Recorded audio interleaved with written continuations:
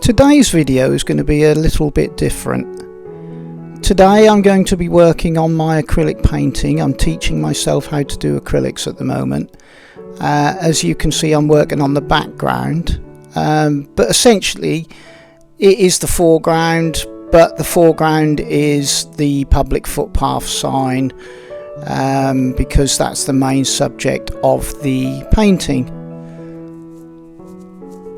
along with the owl, of course. Some time ago I asked people if they would like me to do a bit of a bio. I'm going to be honest and say I will find this incredibly hard. I don't have a script. I'm just going to do everything off the top of my head. I don't really particularly like talking about myself, but I do like talking about art, so I'll do the best I can. At least you'll get some idea of some of the things I've done or not done.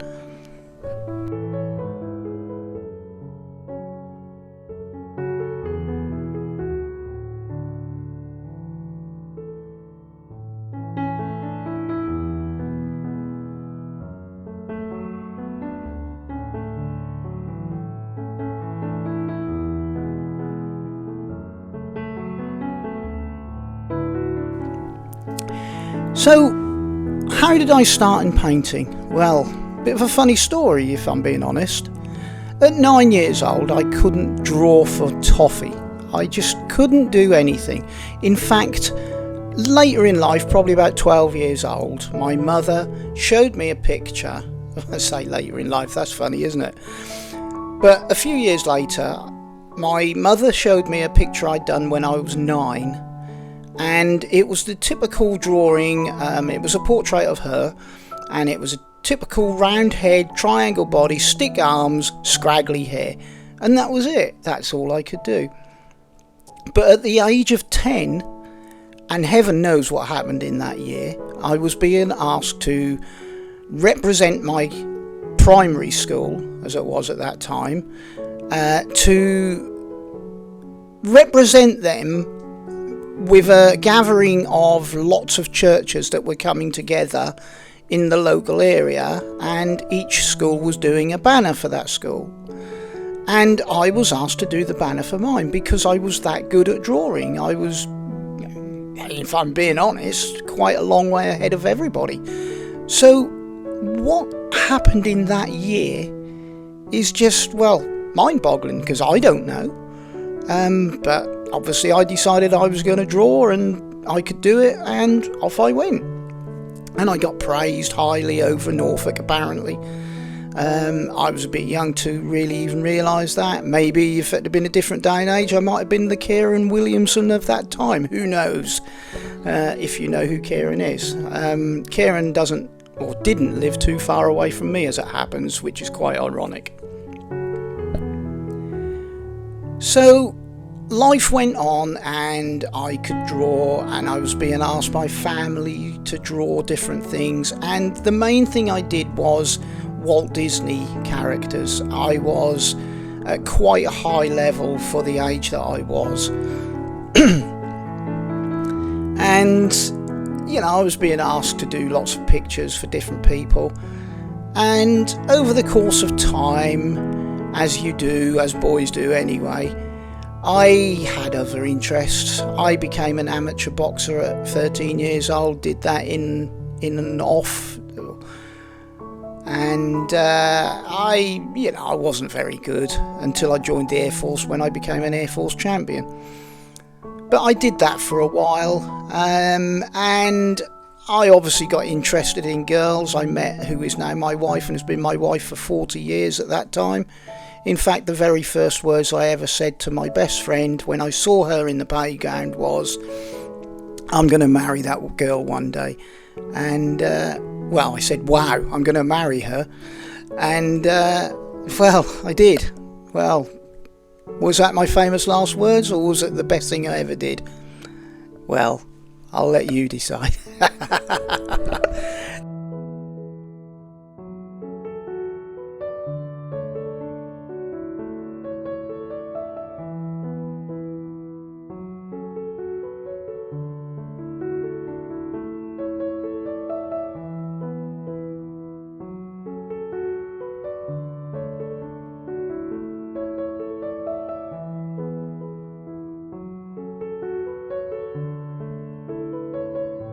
Anyway, we've been together 40 years now, and it's our 40th anniversary next August, I believe.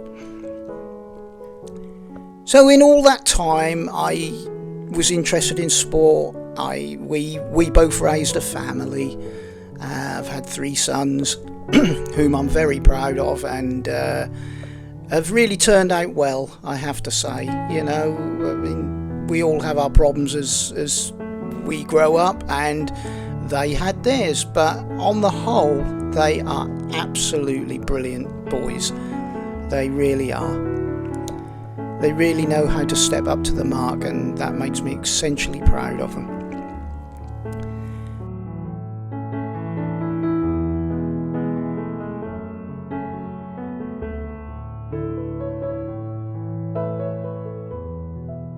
So over the course of time, raising the family, working hard, trying to pay the mortgage, all that sort of stuff, you know, all the normal stuff.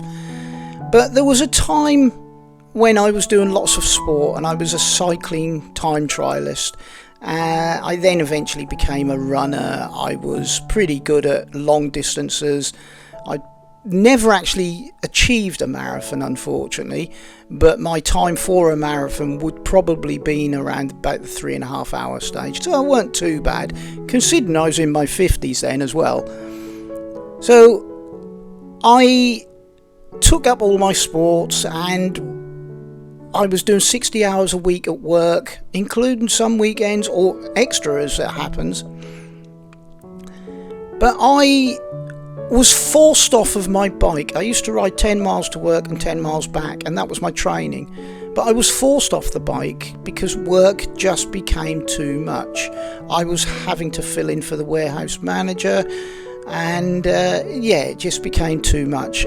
And I was forced off the bike, but I had this hankering for something to do. And that's where drawing came in again. I was drawing on and off throughout the years, but I had this real hankering. Something within me just wanted to do something.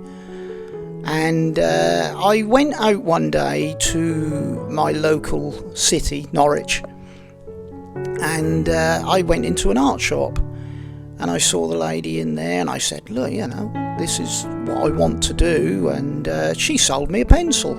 It was an all graphite pencil, a solid graphite pencil. And I said to her, I would love to draw something that's real. I know I can draw, but I've never drawn anything that's absolutely real. I'd love to do a portrait or something like that. I mean, I think I was probably in my late 30s, 40s at this point in time. And she said, well, just go home and think about shading a picture rather than drawing a picture. So that's what I did. And over the course of the weekend, I only had 2 sons at that point, I produced a portrait of each one of them, and I was amazed. I thought, wow, didn't know I could do that. And it was all thanks to this lady in the shop who advised me to buy this one pencil and to shade a picture rather than draw the picture. And I was pretty pleased with that.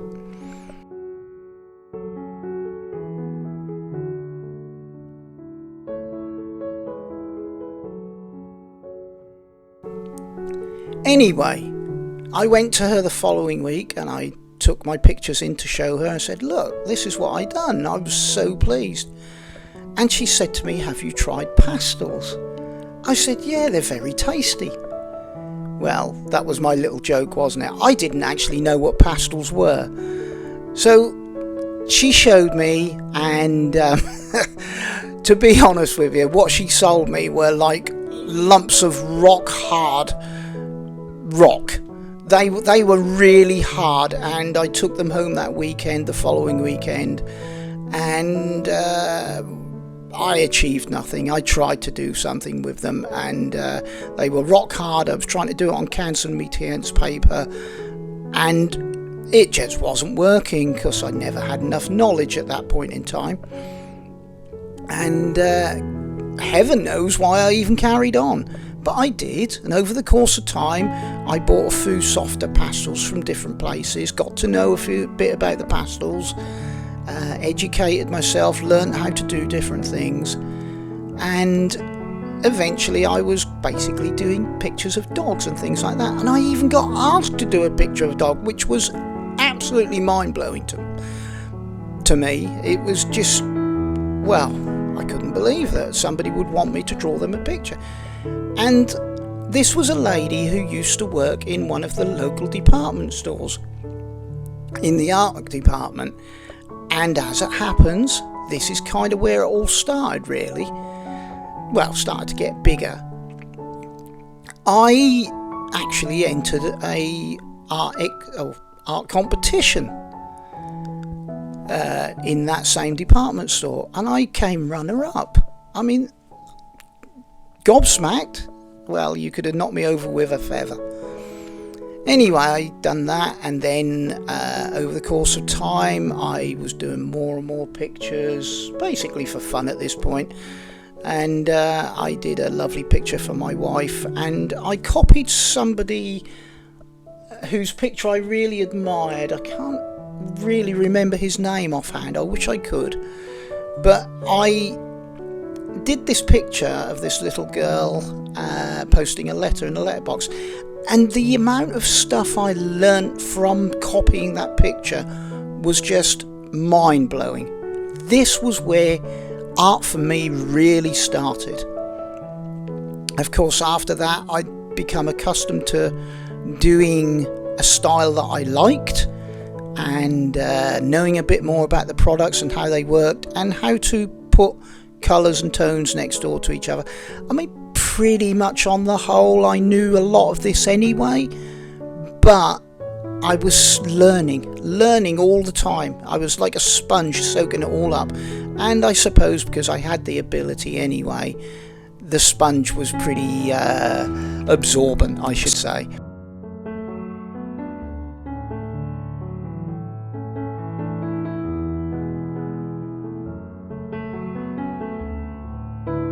I eventually ended up exhibiting in an exhibition, a local exhibition in town library, and again something happened.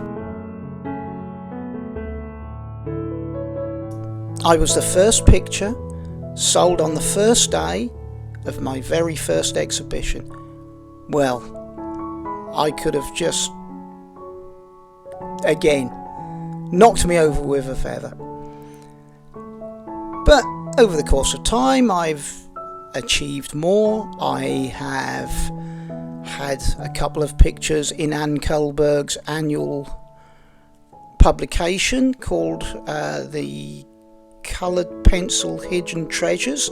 It's the offshoot of the main publication, but that in effect placed me in the top 200 coloured pencil artists of that time, in the people that actually asked to be admitted into the book. So that put me into that. I won a few more best in exhibition prizes, which was nice. I sold a few more paintings, nothing big time. I have this thing against having to pay out huge commissions to galleries. I just don't see the point of that. I mean, if I was to do a big painting and sell it for, I don't know, £500 and have to pay the gallery at least half of that, and then take off all the products that I'd used and the frames and everything and be left with £150, well, for me, I'd rather just keep it and hang it up in my own home or give it away. It's not worth that amount to someone else for me to give them my pictures, and I would be a bit disgruntled if I'm being perfectly honest. It's not to say I haven't exhibited in galleries, because I have, but I always pick and choose who they are. If they're being too greedy, well, I'm not interested. But I've done the work. All they've got to do is hang it on a wall, and that's no offence to galleries because they do a great job. But I feel as artists we should get a little bit more out of the work we've achieved.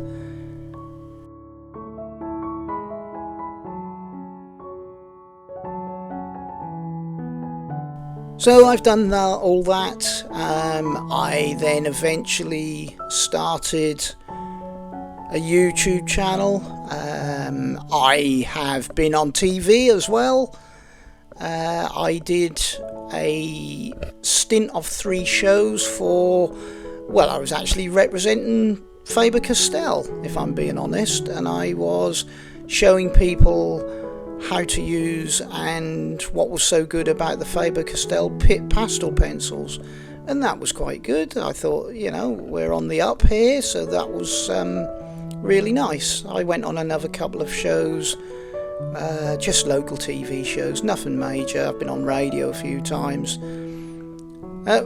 Not so long back, I did a picture of Norwich City manager Daniel Farker, and I believe it arrived to him, but that was nice. I enjoyed doing that. I got in the papers for that. So again, that wasn't what I was trying to do. I just do it more or less for the fun of it.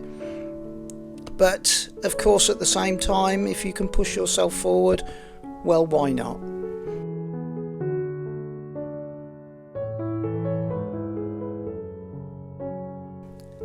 So here we are today.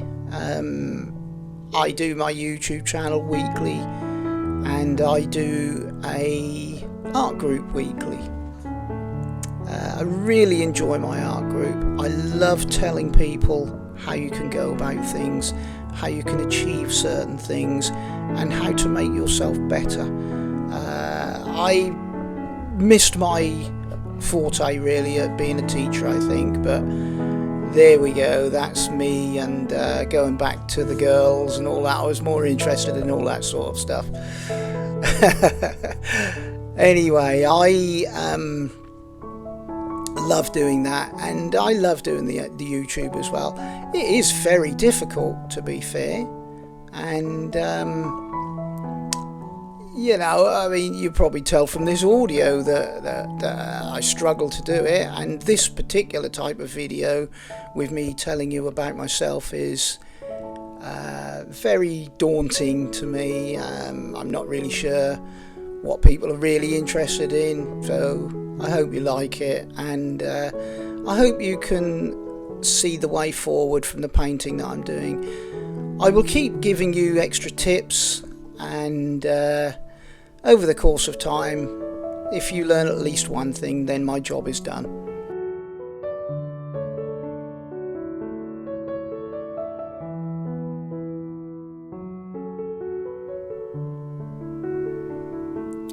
So obviously over the course of time, sport, family, painting have all been my obsessions. As life has gone on, health has started to dwindle a bit, but that's life, isn't it? So we won't grumble about that. But what are other interests I have? Well, I love the 80s. Shows in my age, I expect. But I just love everything new romantic. I often go and see Gary Numan. He's still performing at his age, and he gives me heart in many things. He is my inspiration. But I love everything new romantic, everything synthesizer based, and I love the Human League. I think they are fantastic. Music is a big thing throughout my life, especially all the new romantic stuff. And sport, family, apart from that, not too much really. I fill my life up, there's no two ways about that, and I often have plenty to do, and there's always a new painting to start. I'm always trying different and new mediums, and like I said earlier, I probably do about 20 plus mediums so far, and I've learnt an awful lot. I love being self-taught. I love the fact that I found my way and had nobody directing me, and all the tips that I give to everybody is for you to find your way as well. So that's a little bit about me. you've got a little knowledge into what I like and don't like now, and how I go about things, and I hope that was worth listening to.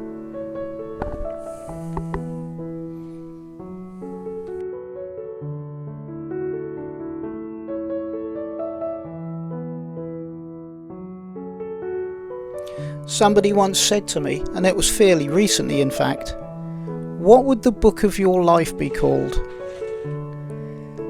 Well, I've been thinking about it, and I think I'd call it Troublesome or Entertaining, but never boring.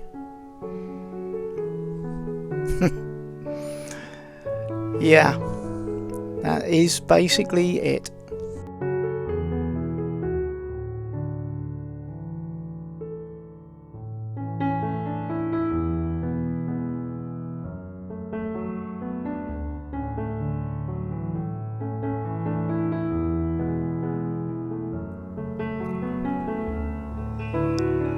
So I'm going to stop talking now, and I'm going to let you just watch me complete this picture in real time, and I'll catch you in the next video. I hope you enjoy watching. Let me take you to the end and you can see the signature going on.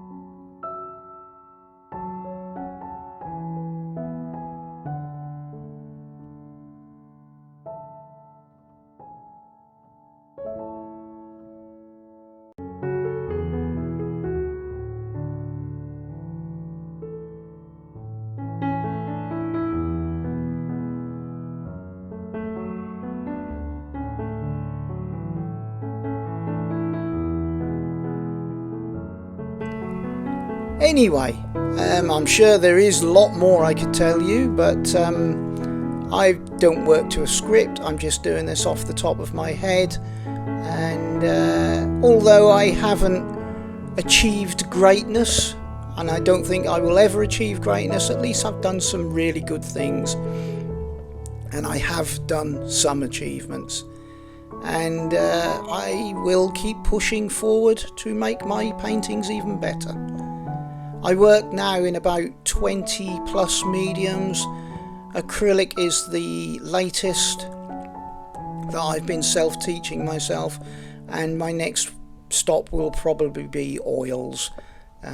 Just trying to get my head around a few certain things before I venture into that.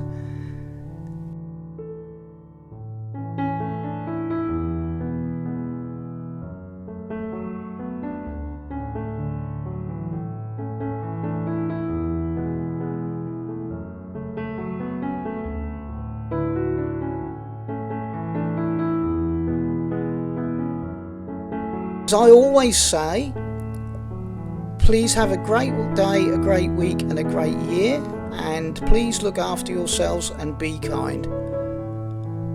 Bye for now.